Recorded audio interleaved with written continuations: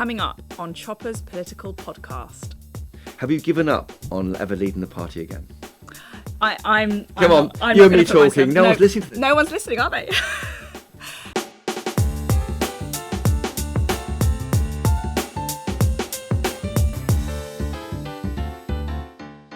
Welcome back to Chopper's Political Podcast, where I bring you the latest guests, gossip and stories from the heart of our studio at GB News in Westminster. My guest this week is Suella Braverman, the former Conservative Home Secretary, who this week surprised, I think, the party's grassroots by saying she would not stand to replace Rishi Sunak as Tory party leader.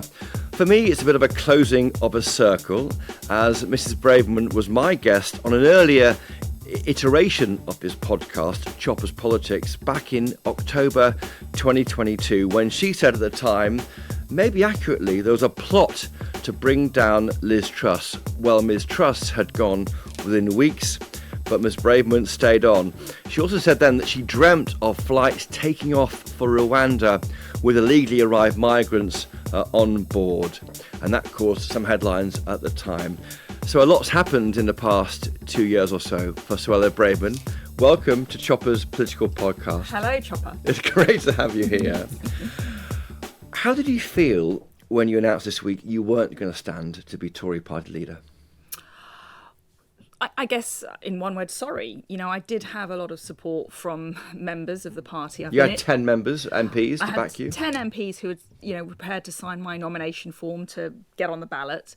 So I was sorry to them because they, decided to back me. I was sorry to the thousands of Tory members who had written to me in recent weeks urging me to go forward for the leadership. Thousands, yes, absolutely. In handwritten letters, emails? Both. A lot of emails, a lot of letters. We're still going through them all. And I try and respond to some of these letters myself, actually, because, when people take the trouble to write to me, I think it's very special. You've got more time now, of course. And I've got a bit more time now. And are they writing to you now you're not standing? Are they saying, why aren't you standing? Well, I'm getting a lot of, I'm disappointed, I'm really sad. And also a lot of ex-Conservative voters had written to me in recent weeks saying that they had transferred their support to Reform, but they really wanted me to go forward with the leadership. So I just felt sorry for them because, it is disappointing for them. But, I have to read the runes. In Parliament. I didn't have the support to proceed. And so, it's better for everybody. So that's how you felt. And when did you decide? At the weekend? Was it a chat with your husband? Over the weekend, really. I mean, listen, I've already run in one leadership contest. I know what it's like, and it's a very enjoyable process. I thoroughly enjoyed doing it last time, and I wish all the candidates the best of luck. I'm sure it's going to be a fascinating debate and competition, but it was the right thing for me to bow out, hopefully gracefully, at this stage. And so is it the reality of not having enough support? I mean, was it Priti Patel going earlier? Was she the voice of the right? Robert Jenrick? Because the right is always split in Tory party leadership campaigns, and you probably felt they've gone early and I can't, because you beat your guys last time. Forgive me. Last time you get early on the Peston programme, and you kind of won that support for the right, didn't you, when you stood against? I think there's a lot of Liz factors Truss at play. So I think the parliamentary party is dramatically different to what it used to be like before this election. We're obviously a lot smaller. And we've lost pretty much all of our red wall MPs from those northern seats, which were Brexit supporting seats. A lot of those MPs were socially conservative. We've lost a lot of the right wing MPs, actually, senior veterans like Sybil Cash or David Jones, who've retired. So the makeup of the party, I think, now is markedly different, and the right of the party is very much depleted. And a lot of my support, I think I've probably got more support amongst former MPs than I have amongst current MPs. So it's about the makeup of the parliamentary party, and so we've got to really look at the parliamentary party that we are. Everyone's very hardworking. I respect all of my colleagues. We're a very different party to the one we were in 2019 following that general election victory. Which is a worry for the party, because look, if that's the case, that sounds like it could be more at odds with its grassroots than before. I think there is a concern that the complexion of the party now is, as I say, very different. We're not We don't have much northern support.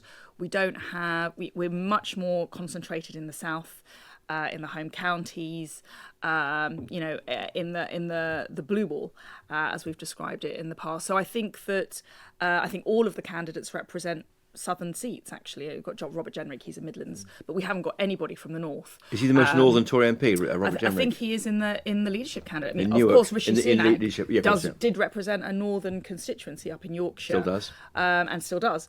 But none of the candidates running, and myself included, had I been a candidate, we would have all represented southern seats. So I think there is a real question about how we are going to reach out, and that's what I really care about. And that's what kind of worries me. We've got to deal with this existential threat posed by reform. And whoever it is who becomes the next leader has to be able to bring those 4 million voters back to the Conservative Party. They're only going to do that with credibility and by providing an inspiring vision. And we've got to really question ourselves and see whether we can meet that challenge. We'll come to reform in a second. Who will you back now? Oh gosh, I don't know. If I'm honest, I'm going to back a leader who can provide our voters with hope and an inspiring vision, can deal with immigration and the European Convention on Human Rights with credibility and legitimacy, who has some big answers on rejuvenating conservatism. This is not about platitudes on unity. We've seen quite a few of the candidates preach unity, and we were united under Rishi Sunak, and that didn't work. Unity is a necessary but sufficient requirement for success of our party, and we need actually a doctrine. We need a guiding philosophy, which we've lost over recent years. So on immigration, restoring our track record as a low tax party, restoring our voice as being the party of the family. We really lost that. We should be the party that stands first and foremost for the strength and the sovereignty and marriage. I mean, the Reform Party fought on the transferable tax allowance, which was a big deal back in the idea you could transfer tax allowance between married couples. That supported marriage. Absolutely. We don't have a tax regime that incentivises marriage. Why not? Is it not PC? Is marriage not a thing which I think state should support? We've lost touch with that sentiment of really thinking about how do we design a tax system that encourages, incentivises and champions marriage. We've never really put it at the forefront of any policy discussion, and we've got to. And its corollary is home ownership, of course. We've got a demographic problem in this country of not having enough people settling down, owning a home, and thereafter having children. And, that poses many, many long-term structural problems for the country, economically, socially, politically. So being the party of family, whether it's reforms to our tax system, whether it's how we support some of the poorest families on welfare. I've been calling for scrapping the 2-child benefit cap, for example, how we provide better childcare, how we look at maternity, paternity leave policies. We should have a comprehensive programme that supports the family. We should be looking at how we reform our industrial model. We need to ensure that jobs, good quality, well-paid jobs in manufacturing are available to some of the deprived parts of our country, so that levelling up becomes more than just a slogan. Because call centres aren't the answer. I mean, opening a call centre in the deprived area in the northeast is hardly the response to communities where they've been making things for generations. Right, and this is exactly part of the motivation for Brexit. We wanted sovereignty, we wanted to take control of our trade policy, and looking at the global dynamics now, we can't keep depending on China for our industrial goods and our and cheap imported labour. And then lastly, I think, having a robust stance on immigration and defence and law and order. We've for too long demonised, vilified, prosecuted those brave men and women who put their own lives on the line to defend us at home or abroad. And we're far too quick to rush to judgment of those who make really difficult judgments and decisions in the heat of a conflict. So, and then of course the woke agenda. Yeah. But, well, you've sketched a huge policy platform, which we won't see in this Tory leadership campaign, Suella Braverman. I mean, what a shame. Listen, people know my views. I've been very vocal about them over the months and the years, and I'll keep championing them. And from the backbenches going forward. You also, the two-child benefit issue is surprising because that's a left-wing policy. Why do you want the state to pay for families to have more children? It was axed by George Osborne, wasn't it? Controversially in 2015, he said most middle-class families, if they can't afford a child, don't have one, but the poorer people on benefits are incentivised almost to have more children. Do you see that? Well, I don't see it that way. No, that's how George Osborne described it. And if that was the rationale, and I voted for it, because I was part of the Conservative Party then. We were in a very different, and I still am. Yes, for the record, listeners, and I voted for it. We were in a very different economic situation then. We had to make very difficult situations. We were facing an economic catastrophe following 2010. The argument hasn't changed, though, has it? But now I think the economic situation is different. It's affordable. It costs about just shy of £2 billion, i.e. 0.14% of total government spending to take 300,000 children out of relative poverty. Interestingly, the point you raise about disincentivising, that hasn't actually worked. The Select Committee on Work and Pensions looked at whether this has actually stopped poorer families from having more children. It hasn't, for various reasons. So that idea was wrong that Osborne talked about. It hasn't been borne out by the evidence. And actually, the evidence shows from a lot of the experts that it's actually aggravating child poverty. So, child poverty is acute amongst younger children, those under 4, acute amongst families with more than 2 children. And in large families, you're more likely to get an adult who is out of work. So I think those features do make it quite compelling that there is a need to scrap the cap. And then lastly, I do think it is about, the whole thing about, middle class people don't have children if they can't afford them. That just means poor people can't have children. And I don't agree with that fundamentally. And I don't think that that's the right approach to society. If I can just go backwards briefly and look backwards, why did your party lose the election? We lost the election because we didn't keep our promises. On net migration, taxation? Yes, net migration, illegal migration, taxation, I don't really like this word, but the woke agenda. We didn't deal or reform the long tail of Blairite policies contained in the Human Rights Act, the Equality Act, the European Convention on Human Rights, and we complained about them, but we never actually did anything. Yes, so you said there's a problem and then didn't offer the solution, and then in came reform with some easy solutions, which will never be tried out because they'll never be in government. Yes, we didn't build enough homes. We didn't fix our NHS. We had 14 years to get to the structural root causes of the NHS, but we shied away from that challenge. We're too scared of being accused of privatising the NHS. So we just moved the deck chairs around. We, I think, complicated the system a little bit too much. We paralysed it during COVID, and we threw a lot of money at it. You can't, zero credit for that. And yet people still can't see a GP.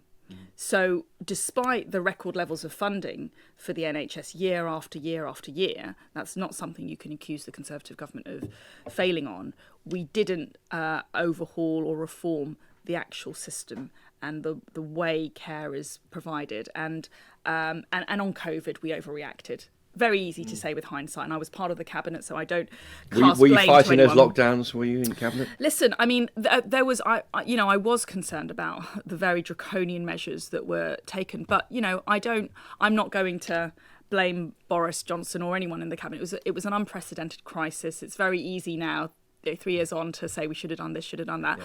I think it's important to do that exercise because there will be another pandemic and we mustn't make the same mistakes again.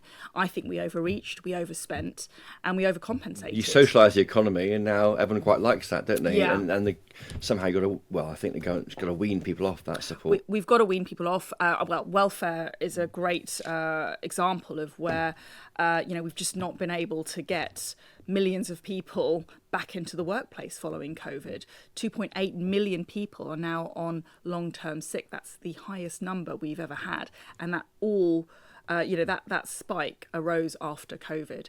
The over 50s. And there's no plans for Labour to deal with that. And the Tories No, at least not had at an all. opportunity, or were saying they're going to eat into that welfare budget The over in a very 50s, small way. Yeah, the over 50s taking early retirement. That was prompted by COVID. Again, we haven't got that cohort as much as we'd like back into work. And of course, our public services were just shut down. So whether it's the waiting lists Yes. with the NHS, or whether it's the backlogs in the courts, or whether it's other institutions and agencies. So you're making out really that it wasn't really your fault. It was other external factors, and there was a lack of delivery on some areas. But equally, COVID was a massive pressure. COVID was a big pressure. So I think we've just got to.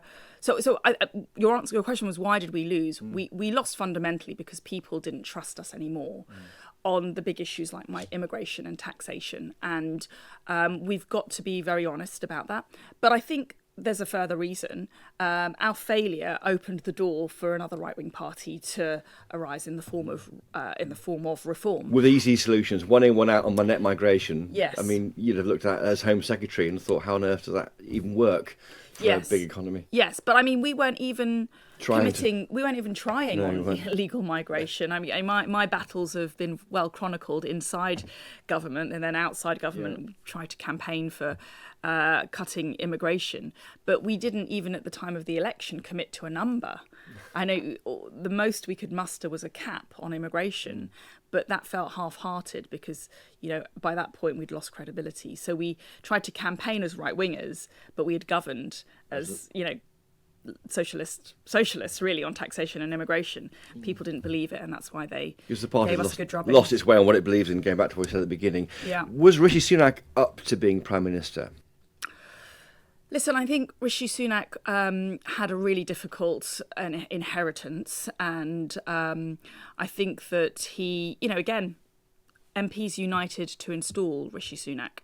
So, we have to take responsibility. Because you backed him famously. I backed You brought Rishi all your Sunak. support to it, in that deal you did, whatever it was, on that Sunday night. So I take responsibility.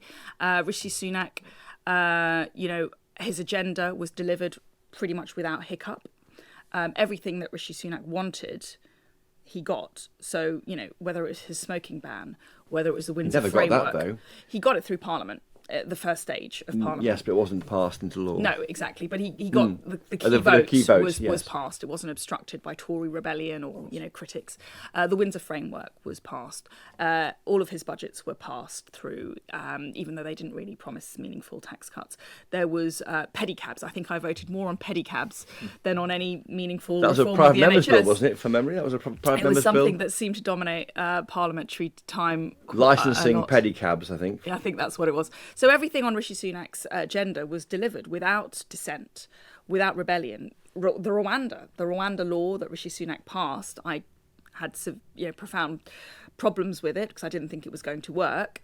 We tried to stop it in Parliament through a rebellion. Only 12 of us in the end mustered up the courage to oppose it. We weren't successful in obstructing it. So that went through and it didn't work as we predicted at the time. So there was it never became enacted, so it may have worked. I mean, it may have worked. It did become enacted. It became an act of Parliament. And then they were waiting to get the flag. It became an act of Parliament, and then they were delivering the plans, which flowed from the act of Parliament. Okay. But it was all far too complicated. The Rwanda Act, the third Rwanda Act, created a very convoluted system which didn't exclude the European Court from obstructing flights, and it didn't stop individuals from making claims to thwart their individual removal. claims. Exactly, is the point. those were the two key problems with it. It was fatally flawed, but it still went through. We weren't able to stop that. So, so Sunak got his agenda through. Exactly. But that was never tested in front of the electorate until now, and it failed. Yeah. So was it the wrong agenda? I mean, people say, and I can see why they say this about him. He was too operational, wasn't very political, in the way that Boris Johnson was political and understood people better. I think there's some truth in that. I think that to his credit, Rishi Sunak did help to stabilise the economy. He inherited inflation at, I think, 11%. And, through, obviously the Bank of England has a large part to play on inflation and interest rates, but public spending and those fiscal decisions are absolutely critical. And Rishi Sunak was very prudent with the public finances to try and get public spending down, and therefore, act as a mitigating force on. So essentially, it was lost as soon as he became leader, because he never reversed that 20% poll lead, did he? He became leader. The party just it was almost like wet cement had hardened, and that was your. Yeah, so it was a very difficult innings that he had to play. And you're very understanding of him, I think, more than I thought. Well, listen, I think we've got to be dispassionate and fair, and things are not black and white, and they're not all good or bad. There's good and bad about people's leaderships, and it's a very hard job. And increasingly, I saw up close how hard he worked. And he was a very, But he blocked your plans on net migration, didn't he? Let's not relitigate all this. Yeah, exactly. He was a really hard worker. He threw himself into the role. He was very good at, opening up the office of Number 10 and bringing people in. He really did try to overcome some of the divisions in the party. Ultimately, his agenda, which we all united around, failed upon its test with the electorate. And your behaviour since you lost your job in government, you were getting more and more upset, weren't you, in your comments, your articles in the Telegraph website, and you wrote a piece before voting had started on the Wednesday night, didn't you, saying we've lost the election. I mean, some of your colleagues are cross about that. Well, what I would say is over the last 6 or 7 months, I've been really concerned as the party's kind of shifted to the left. I've just found myself more at odds with the party, and it's kind of like the pips have squeezed. You're howling into the gale, aren't you, slightly? And I've just felt that I can't tolerate the situation, and I've had to speak up because I'm a Conservative, been elected on a particular manifesto. Let's just take net migration. I was elected on a manifesto to lower net migration. Not even tens of thousands. I think just lower it, wasn't exactly. it then? I think 20. And that wasn't even the first time I'd been elected on that manifesto, because we'd been promised it, general election after general election after general. And, it wasn't happening, and we were getting closer and closer to an election. And, at some point, the canary in the coal mine is going to squeak and say this is not right, and we've got to do something and say something. So I think the threshold, met my threshold of what I could. Do you regret tolerate. writing that piece before voting closed? I mean, that's what some of your colleagues have. Well, I mean, I think that article. Listen, I've. You said we've lost, and here's why, didn't you? Well, I was taking my lead from other cabinet members. So I think a week before the election, cabinet members were going on the airwaves. I didn't take part in this campaign. Oh, yes, at all. forecasting supermajority. Yes, exactly. Okay. Conceding implicitly or explicitly that we were losing. And the main task in hand was to prevent a Labour supermajority. So this was all about giving the Conservatives enough of a cohort to be an effective opposition. I think Mel Stride himself actually made those very similar comments, and so I was taking my lead from them when I was echoing those comments. Do you think you were unfairly judged in your time? I mean, you're a very relaxed, friendly person I've met over the years, but that's not the public persona, is it? Listen, I think it comes with the territory of politics. I'm a conviction politician. I'm someone who I see this role not just as a means to rise up the greasy pole. I do see it as a way to actually try and speak the truth on behalf of the British people, to the British people, for the British people. And sometimes those truths are really difficult to hear in the Westminster bubble, amongst the kind of elites, amongst some of my colleagues. 2 years ago, I was the first cabinet member to publicly call for us to leave the European Convention of Human Rights. I was demonised then. People said I was mad and crazy for saying that. 2 years on, we've got, so-called one nation candidates in the leadership contest, like Tom Tugendhat, leading with a pledge to potentially leave the European Convention. He hasn't gone further than Rishi Sunak. I mean, look at the wording there. He's done it in very caveated wording. But I thought that was quite telling that someone from the One Nation wing of the Conservative Party would even want to embrace that subject and talk about it. I just groaned when I heard that, because I thought the members are going to look at that and they said, we heard this from Rishi Sunak for months, really, and nothing happened. I agree. I'm personally not convinced by what has been said, but I think the fact that he has chosen that subject you've changed the weather something on that. to talk about is a reflection of how we've moved the debate and shifted the Overton window. When I said multiculturalism wasn't working last year, I did so because it was the important thing to describe and observe in our country. Again, none of the members of the cabinet backed me up and I was shunned. But, 6 months on, a lot of people, I think, would agree with that analysis. When I said that the police were being too soft on the pro-Palestinian protesters, I lost my job for it. That was the opinion piece that appeared in one of the newspapers, the Telegraph. Yes, it was the right thing to do because the police had to step up and be more robust with, anti-Semitism and racism running rife on our streets. When I was the first minister to ever talk in a speech about single-sex spaces and the need to protect biology over gender ideology, I faced huge amounts of battles to get that out into the public domain. But now, it's become, common parlance for us to talk about this very devastating issue. So I am someone who I acknowledge that I will try and break new ground by saying some of these things. It doesn't do me any favours and, I put my head above the parapet and I get shot down. But it does make it easier for others to come in afterwards and say things in a similar way. You're the pioneer, are you? Well, I wouldn't say that myself. Okay. That's your word. But I mean, and if that's my role... Yeah. I will keep fulfilling that role because I think these debates are really important to have. And, if we can start these conversations and then thereafter change policy and direction of our party and therefore our country, then I think that's an important role to be had. Before we come to your future, we hear today, I think the European Scrutiny Committee is being wound up by the Labour government. You've got pensioners now millions of them losing a winter fuel payment. Because you gave up power, your party gave up power 6 months before it had to. I mean, you must be some regret there. Well, I think this was a misguided... cataclysmic disaster to give up power 6 months early. Calling the election at this time was not the right thing to do. Again, that was another decision that Rishi Sunak's idea, which was nodded through by the cabinet. No one sat up and tried to stop him. But anyway, but it was made by then. He told the king. I mean, he said, "I've told the king." It was, and he announced it as a fait accompli to the cabinet. I do believe we would have been able to, possibly try and get some results on immigration, net migration, for example. Interest rates falling.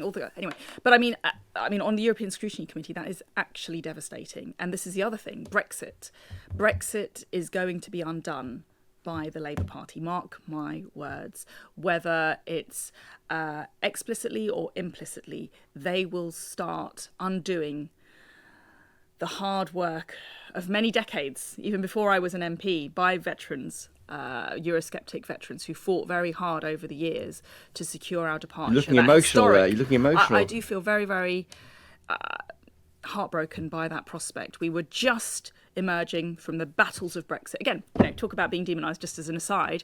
When I voted for Brexit, when I was ERG chairman, when I was a Spartan, one of the 28, I was facing accusations of treachery and, being insane then. So, this is a pattern, I'm afraid, and it's something I will live with. But, back to the current problem, the European Scrutiny Committee has fulfilled a critical role in recent years of ensuring that Brexit is actually delivered properly.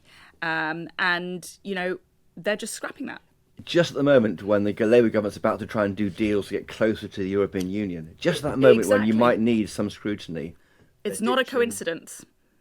It's a plan, because there will be less parliamentary scrutiny now on what the government makes at the executive level. And I am absolutely convinced they will make some agreement with the EU on free movement. I am absolutely convinced that they will do something on regulatory alignment. So all of the kind of big wins from Brexit, divergence, so we could set our own rules, scrapping some of the onerous regulations and bureaucracy from the EU Commission. I think we're going to be going backwards. As part of this renegotiation of the trade and cooperation agreements. I think that. And what's the shape of that freedom of movement deal they might do? Well, I would not be surprised if Keir Starmer did just accede to some more loosening of free movement. So younger people under 25-year-olds can travel? There's some suggestion of that at the moment. But also there might be something on returns. So, listen, when I was Home Secretary, working with Rishi Sunak, actually, we would try and engage the EU in a discussion about taking returns on the Channel. That would be the solution. If the EU and France accepted disembarkations from the channel of illegal migrants, taken back to port, taking back to French ports, then actually that would be the deterrence that we needed. Because we couldn't get that, we had to devise the Rwanda scheme. I would not be surprised if, with the new mood music and, political allegiance between Macron and Starmer, there might be something along those lines. But the quid pro quo is what? There would be a big price to pay. Yeah, what is the price to pay? I am sure that would be something to do with regulatory alignment, something on single market and the European Court of Justice. Which weakens the point of Brexit, which is to go out on our own. Absolutely. A total undoing of Brexit and something on free movement. And ultimately, the EU, particularly France and Germany, have wanted to punish Britain. They wanted to punish Boris Johnson for Brexit. They wanted to punish any successor for Brexit. And so they were very intransigent. I mean, just finally on Brexit, because Brexit was a power transfer back from Brussels, where a third of our laws were decided, unelected by unelected officials broadly, to the UK. It was a power given to your party, which I think your party failed to measure up to, which failed to do anything with, frankly. I think you're right, unfortunately. So it was a restoration. I call it a restoration of power. Correct. And sovereignty back to the UK Parliament and UK parliamentarians. The buck no longer stopped with Brussels, it stopped with us. And you can see that play out on the debate on migration. We could no longer blame the EU for unprecedented levels of immigration. We had to take the blame ourselves because this was on our watch. It was within our gift. That's why they're crossed. We designed the points-based system very quickly after our exit from the EU, and we used it in precisely the way the voters did not want. We used it to increase the number of visas issued and reach a record level in 2022 of over 1 million work and study visas issued. This was before I was Home Secretary. So Boris Johnson did that. Come on, you've got to say it. It was on Boris Johnson's watch, yes. So yes, the guy who drove that debate, he kind of cocked it up, maybe. On immigration. We totally failed. And we only kind of caught... I went into the Home Office very agitated on this issue. It was the first thing I said to Rishi that we had to fix. I don't want to go over it. But and ultimately we didn't fix it in time. There was a deal done and we didn't fix it in time. I wasn't able to fix it in time. Just finally, Suella Braverman, it's great. And I saw that emotion there, and I've seen that before you when you were number 3, weren't you, in the Brexit department, and you were trying to drive, and you heard about the Theresa May's deal on Brexit. Yes. And that really got you upset at the time. That passion in you is what connects you, I think, to the party's base. Have you given up on ever leading the party again? I'm Come on, you and me talking. No one's listening to this. No one's listening, are they? No, I won't put myself forward again. I'm very happy. I've had a go, and I am here to support. I'm passionate about a Conservative revival, and you're right. I do come to politics with a bit of heart and soul. It gets me into trouble sometimes, I admit, but I'm trying to speak in an authentic voice that people understand. But they respond to that. I've seen it at the Tory party conference when you speak to them. They love it. They love it. And I love speaking like that, and I want to, and I do it because I have a deep and profound love of my country and the British people. But so you won't ever stand again for Tory leadership. Is that because you get one chance really at that? I mean, look at Jeremy Hunt. He's had, I think, 2 or 3 goes, but with declining returns. Listen, I very much hope the leader we choose stays in post for a very long time. We do tend to chop and change, and I think we've done that with too much frequency in recent years, which is one of the reasons the electorate got fed up with us. Let's have some stability. Let's allow someone to bed in and let their agenda and work out what it is. And let's give it a good go. But no, that will be it from me, I think. And what's next for you? There's talk about reform. Would you ever join reform? I'm not going to defect to reform, no. And I hope I'm not driven out to reform by my colleagues. Listen, I look at Lee Anderson. Lee Anderson's a good friend of mine, and it's a tragedy that we lost him to reform. He's someone who speaks with an authentic voice that resonates with a lot of people in Britain. And, he's someone who is very brave, incredibly dedicated, and that we lost him, that our Conservative Party could not be the broad church. We talk about our broad church. Well, we weren't broad enough for Lee Anderson. That was a cock-up by whips. He was told to apologise for some remark, wasn't he, I think? And then, I can't then he remember, wouldn't. but yes, it was something petty, actually. But it was easy. Like in politics, you have it all the time. There's a way around that, I think. Yes. Lee Anderson should be sitting as a Conservative Member of Parliament. In fact, we should have more Conservative Members of Parliament because reform should not have been the force that it was. And many of our MPs lost because of reform. So we talk about a broad church. We should not be hounding out Conservatives, right-wingers, Eurosceptics, people who want to stand up for our flag and our faith, and as if they are somehow swiveled-eyed loons, which is the term that David Cameron, I think, used many years ago. Allegedly. Allegedly. I'm not sure he ever said he did use that term. Fair enough, allegedly. Lee Anderson should be a Conservative MP. That's what I want to be able to see. Nigel Farage should be one? Listen, I think, again, I agree with a lot of what, not everything, but a lot of what Nigel Farage says. And I think, again, I've got too many colleagues, and this is what concerns me about the current composition of the Conservative Parliamentary Party. There are too many of my colleagues who think reform is already irrelevant, that they're a busted flush, that they will implode and, not succeed over the 5 years. I think that is incredibly foolish. Many of my colleagues have been rude and made personal attacks against Nigel Farage, against reform voters during that campaign. I think this hysteria, this hysterical vitriol towards Nigel Farage, reform voters, reform MPs is misguided and will do us no favours. Just looking forward to the 2029 election, how many MPs do you think reform could end up with if the Tory party doesn't change course? I am absolutely confident that reform can do better. Dozens of MPs? It's very hard to put a number on it, but look, they came second in many places. That 98 or 90 or so. Right, that's a high number of seats where they came second. That should alarm the Conservatives. They came second in a lot of Labour-held seats now, so that they are eating into the Labour vote. They took more of the under 30 vote than we did. So for young people are voting more for reform than they are for the Conservatives. These facts alone should, seriously alarm any Conservative leader and all Conservative MPs. I'm just concerned that there's still a level of complacency and Is it time to bring delusion. Nigel Farage into the party, into your party? Listen, I don't know what form it would take, but then the fact is that there is not enough room in British politics for two Conservative parties. Reform and the Conservatives cannot coexist in the way that they are. We will have no chance of winning the next general election as long as reform is a viable alternative. So they've got to merge the two parties. I wouldn't necessarily say that. As I say, I don't know what form it should take, but we cannot even consider ourselves as a viable government in waiting as long as reform is a force to be reckoned with. Well, Suella Braverman, you've got a great summer lined up now, haven't you?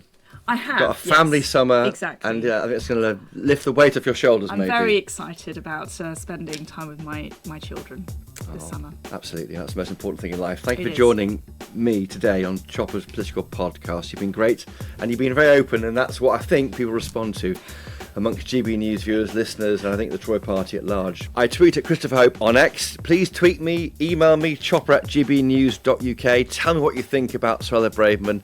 Is she a loss to the Tory party as a future leader?